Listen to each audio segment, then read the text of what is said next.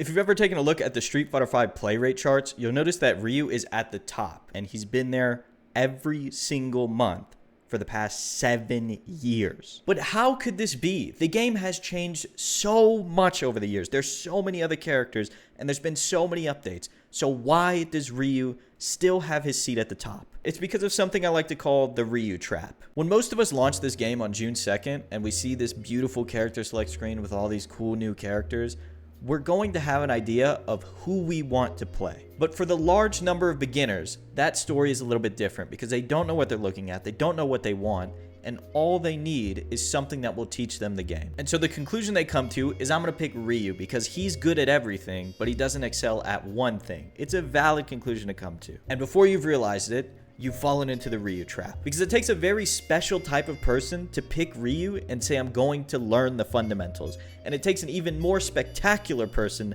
to actually do it. And even once you do finally get on the game and do it, you realize that you could have learned these fundamentals on anybody. You could have learned these fundamentals on a character that you actually gave a fuck about, and that keeps you playing the game. That's the important part. Because blindly picking Ryu does not bode well for your fighting game career. He's not going to keep you playing the game if you don't enjoy him. And that's ultimately what anybody has to do. No matter how special or spectacular you are, in order to get better, you have to get on the game. No matter how stupid it sounds, the superficial aspects of a character, like their design and their theme, are just as important as their playstyle or how they feel to you. You have to like the character as a package. You might not like every single thing about them, but you need to like something enough about them that it keeps you getting on the game. And if that's Ryu, great. If it's Luke, awesome. If it's Cammy, play that character. It doesn't matter. Just pick a character that you enjoy and you think is cool. And I feel the need to say all of this because I know in the next coming weeks, all of these beginner players are going to get on the game and their friends or their friends' friends or their friend who played the game in 1962 on the cabinet in the arcade is going to tell them to pick Ryu. It's going to happen. And it's always under the pretense that he will teach you the game. However, if you've ever played, I mean, my experience is in Street Fighter V, but I'm sure this has happened in other Street Fighter games. If you've ever played Street Fighter V, though, you know that Ken players are the meme. They're the ones who are wild and crazy on paper and in the media, if you will.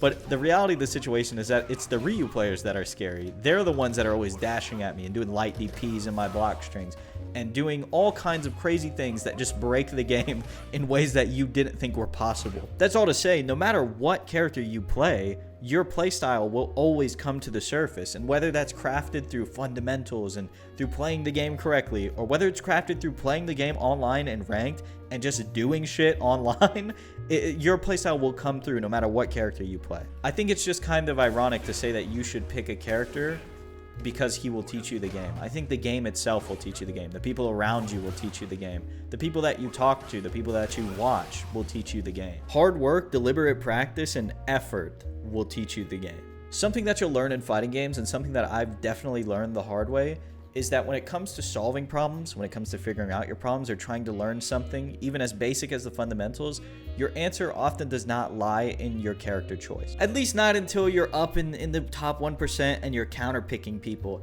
Then maybe it matters. But for most people, it doesn't matter right now. And even up at the 1%, shit often does not matter, right? You've seen Punk play like random select and win tournaments. It's fundamentals. That's it. Fundamentals is not a character. It's not a state of mind. It's just a set of things that you need to learn on whatever medium, whatever character you feel fits you the best, or you're gonna have the most fun on. But that's kind of my Ryu rant. I enjoy him in 6. Don't get me wrong. You might see me play him, but I just don't want people picking him for the wrong reasons anymore. It's really frustrating to see, especially the further and further up I got in the ranks in 5, and the less and less things changed. Like Ryu players, I'm serious, Ryu players are the scariest people to run into no matter what rank they are in that game, because they just picked him thinking that they would learn the fundamentals, and then they never really took the time to do so. But the sunk cost fallacy sets in, and you feel like I'm going to eventually break through, and all this time I put into Ryu will pay off. And then they don't switch to a character that more fits their playstyle, like somebody I don't know, like Balrog or Honda, somebody that could like skip neutral completely, or has the option to skip neutral completely, I should say. It's not like they're just doing a bunch of headbutts and punches. But yeah, hopefully it didn't anger too many Ryu players. I know there's people who play them because they like him, right? I'm not really talking to you. I'm talking to people who are picking him because their friend told them to, or for the wrong reasons, basically. But yeah, I don't know if I'm gonna make a video tomorrow because I actually graduate tomorrow. Like I walk across the stage tomorrow, so I don't know if I'll make a video before I leave to go do that or not. But yeah, if you enjoyed this one, please consider subscribing, and I will talk to you again very soon. And if not tomorrow, the next day.